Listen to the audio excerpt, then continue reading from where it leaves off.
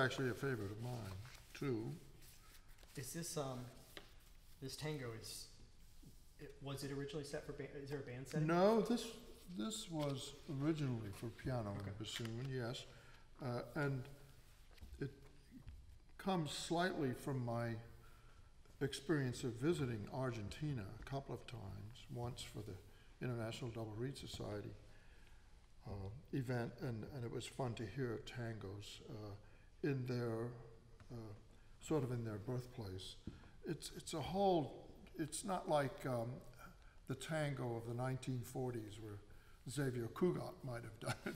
They have a much more laid-back feeling. The tempo should not be too fast. And hearing a real tango orchestra with a bandoneon, that's a form of accordion that they use, and the double bass, lots of string instruments, and sometimes a singer. It's a very evocative music. Now, one of the tricks I did with this, compositional tricks I did with the tango, is I divided the 4/4 measure up into 3/8, 3/8, and 2/8, which is a little unusual. And then there are two phrases. You might call it phrase A and phrase B before the middle section. But after the middle section, I reverse the order of those two phrases so that the B phrase comes first and then the A phrase. I don't know how outrageous that is, but I tried it and it seems to work. I haven't had any accusatory, shall we say, comments from the form police. Well, but that's what I did. Mathematically, that feels right to me. When I Yeah. It feels. Yeah, and I go in and. I don't think I've invented that idea, but I played with it a little bit. The piece is not very long anyway. No, rhythmically, this one's a challenge for us. It is a challenge, and again, a little bit more for the pianist than the bassoonist. But once you play it through a few times, it feels a little bit more normal to do the 1, 2, 3, 1, 2, 3, 1, 2, 1, 2, 3, 1, 2. And I chose to do it in 4/4 rather than writing 2 3/8 and a 2/8 bar. Yeah, do you think that would have been maybe too much for? Oh yeah, well yes, it just clutters up the music. Sure. You know, sure. The visual part of the music. For me, the visual appearance of the music is very important. If it's cluttered, it'll be played cluttered. If you see what I mean. Sure. Yeah. Well, then you've got that middle section that does feel in 4. Yes, that's true. Kind of straightens out. Yeah, it is a square 4/4 time. Yes. Right. And the key change too, it goes from F minor to C major there. That's right. I enjoy playing with that kind of thing, with making it more interesting. It's a great piece, and again, it's kind of unpredictable. It's from a I had some students, 2 different students, do this piece this spring for OMEA, and I felt it was fun to teach because it was not, it wasn't so predictable, and it wasn't. I don't know. They seem to enjoy it.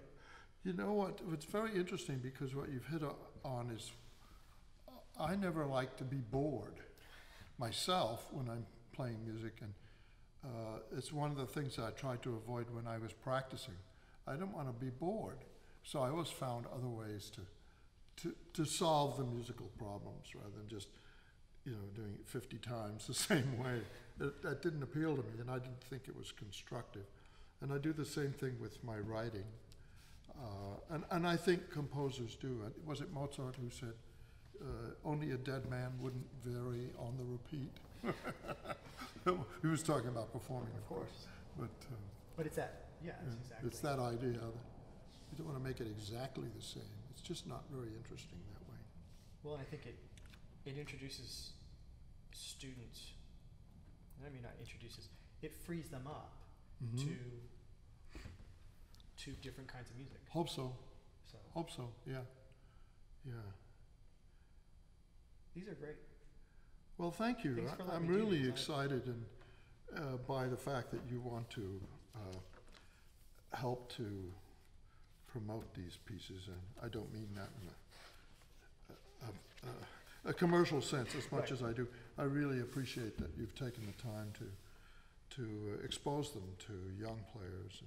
And I think it's a great idea to have a video of the piece, and maybe more people will play. Well, I think, I mean, you and I are both teachers. We've worked with players of all ages. Mm-hmm. You know, it's great if you can have a recording or have Yes. something to reference. And I think, you know, those pieces on the A list or orchestral excerpts, all that, it's easy to go on YouTube or Naxos or wherever and find. Yes, that's right. Lots of resources. Yeah, but you can't find these pieces. You That's can't. right. And these students Yeah.